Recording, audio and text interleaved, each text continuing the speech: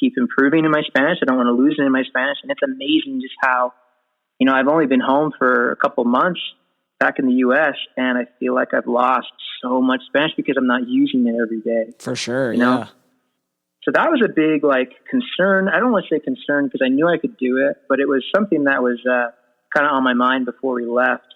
And I think with my wife, and this is just me speculating and guessing because I don't remember exactly what her biggest concern or fear or worry was going into it, but it was probably just our responsibilities and taking care of these kids. I failed to mention that we lived at an orphanage. We served 5 orphanages in total, but the orphanage that we lived and volunteered at the most has 20 severely disabled individuals. So all your orphans that have cerebral palsy or wheelchair bound, those are the ones that we served most and that we saw every day. And so it wasn't just going and loving on these cute little kids every day. I mean, they were certainly cute in their own regard, but they had these unique challenges, and it wasn't, you're pushing an adult in a wheelchair, or you're changing a diaper, or you're helping them get dressed, or you're feeding them. You're doing everything for them because they can't do it on their own. Yeah. And I think that part was probably the thing that she probably grew in the most, was how to take care of these individuals with special needs. And man, I think that one of the biggest takeaways was, I don't know how much time you've spent, serving people with special needs, but I think that we are the ones that are peculiar, and they are more normal than we are in many ways. And they taught me more about love and connection and relationships than any other human I think ever has. Yeah. And some of them can't speak. You know what I mean? Yeah. So yeah, even though I didn't speak Spanish going down, you don't need to speak Spanish to speak the international language of love. And that sounds so cliche and dumb when it comes out of my mouth, but no, it doesn't. You would be amazed. You'd be amazed, Mark, just to see how, because I saw it firsthand, these kids that are, in a wheelchair that otherwise would be looking at a wall the whole day. Yeah. When someone comes and just sings to them or reads them a book or holds their hand, it actually improves their health. It improves their well-being. They're happier. They're more interactive than they would be if they were just sitting there. So, I mean, it was a tremendous responsibility, but it's a huge blessing to be there and to see that every day. No doubt. I mean, man, I can't imagine, because just like you're saying, the universal language of love is, think about how we communicate. It's what's the percentage? 80% of us understand each other through body language and just that type of language. So just by showing, giving a hug or, interacting with them in whatever way it is that just connects with them, even without voice, just it impacts in such a way that is so powerful. I mean, I think of on my mission, we did tons of service, and that's where, it's chopping a lot of wood or just going and helping people in whatever way it is. And not a lot of talking throughout that service just because we're busy, but that just shows them these people are, these missionaries are just willing to do whatever it is to help us out. And that just shows so much love to them and to these orphanages, these young kids. They are just begging for something, some sort of a love. And that's amazing. Little kids who are in that type of need, it actually makes me super sad, in a good way. It's I want to just take care of them forever. I wish I could. Yeah. Yeah. And I mean, it was definitely a physically exhausting job because, it was long days and hard hours. Yeah. And you were stretched in some of the responsibilities and tasks that you were asked to do.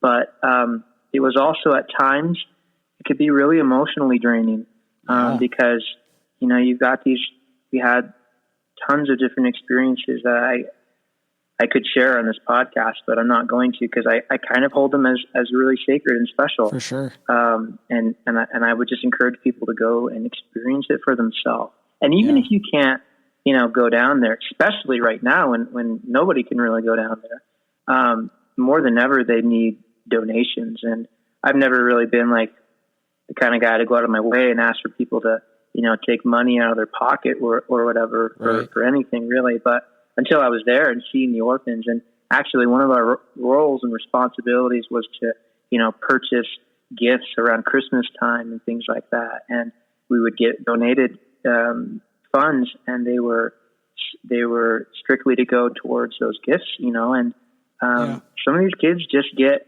I'll share this quick story with you.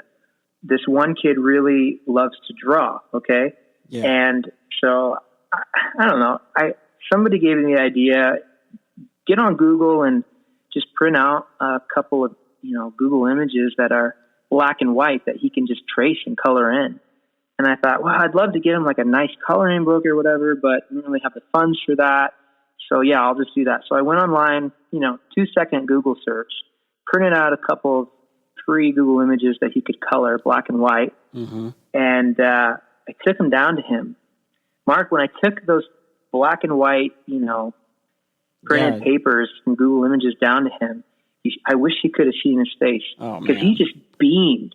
And he kept saying, "Para mí? Like, are these for me? Yeah. I can keep these? These are mine?"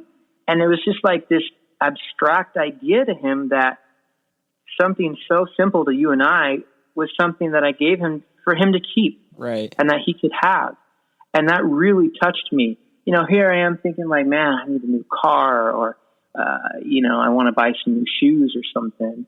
And these kids, man, it's just basic needs, and the amount of gratitude that he had for something that I think is, free or a couple cents for some paper and ink, just made the difference in his world. No kidding. It's amazing.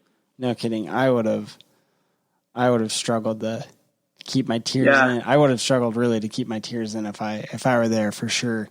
I mean, so again, go ahead. I was just going to say, people look at us and think, wow, you must have done so much good. I really don't feel like I did that much good. I feel like I learned more from the kids than I ever gave to them. I just hope that one day, when they've grown up and they're starting families of their own or whatever, they'll remember that, these Americans came and they loved us. I don't know their names. I don't remember their faces very well, but I know that I was loved. And when time gets to get hard, that could be life or death for them. Somebody loved me, and somebody played with me, and somebody printed out a free piece of paper with a Google image in black and white for me to color in. If that makes the difference for them, then it was worth it for me. And one of the big struggles that we came across, you may or may not be aware of this. Mm-hmm. It's the same way with the foster care system in the U.S. But in Ecuador, it's illegal to photograph the faces of the children and post those online. Really? And so we had this tremendous, it was crazy. We had this tremendous obstacle that we were trying to overcome by getting super creative with our photography and social media marketing. Because that was another one of the responsibilities that we took on while we were down there. We took all the photographs of the volunteers and the children and on their birthdays and things like that. But we couldn't photograph their faces and put those things online. And you can probably imagine why. It's a digital age, and a lot of times these kids are taken from homes with abuse. Sometimes family members want to try to get them back into their custody.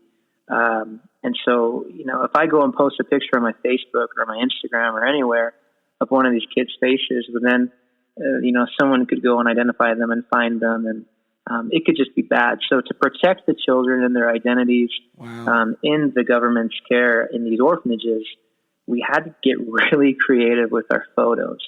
And that's one reason why, this, Mark, but your listeners wouldn't know this about me. My background's in communications. And so I was super excited to help with the social media marketing. And I'm really glad that we did. My wife is a fantastic photographer.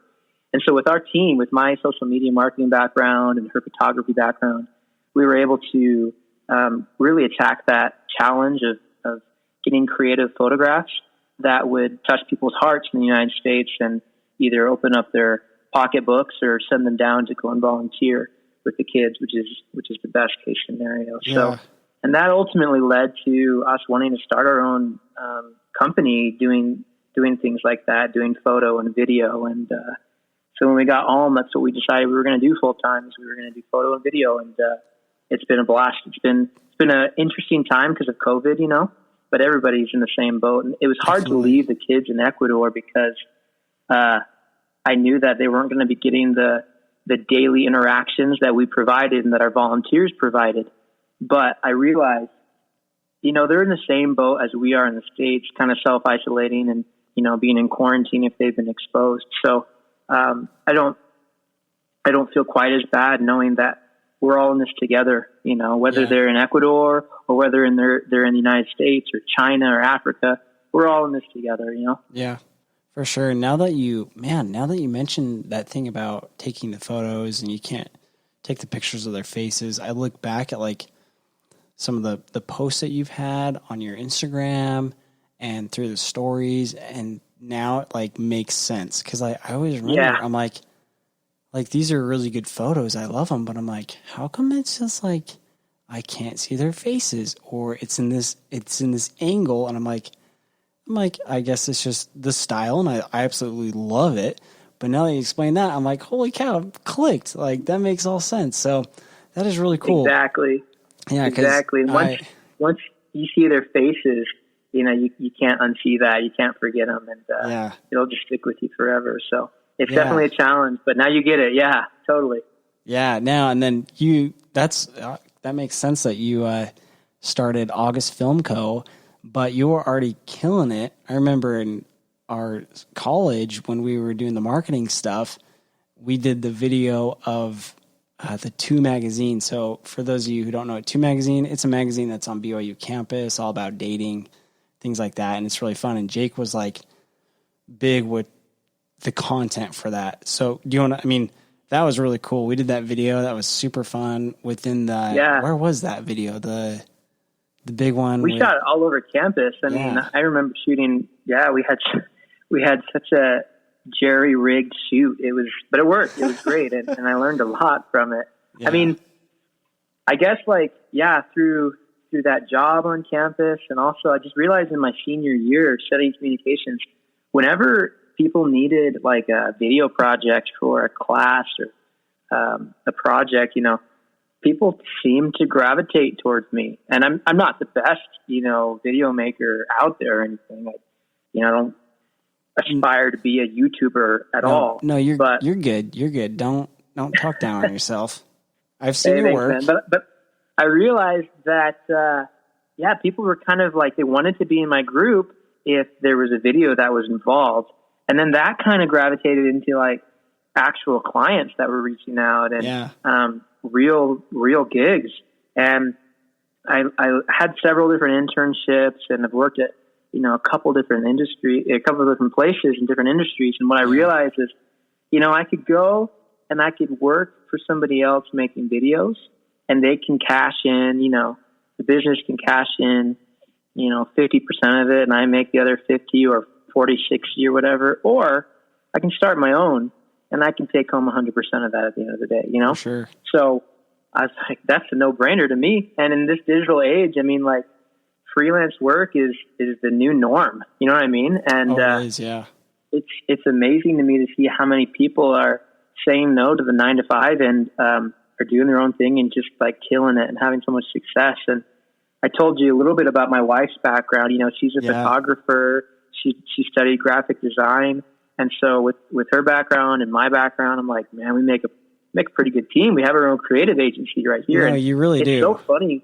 It's because, like, when we first met, Mark, if you would have told me, you're going to have your own video production company in a couple of years, I would have said, there's no way, dude. You couldn't pay me enough or whatever. But I really do love it.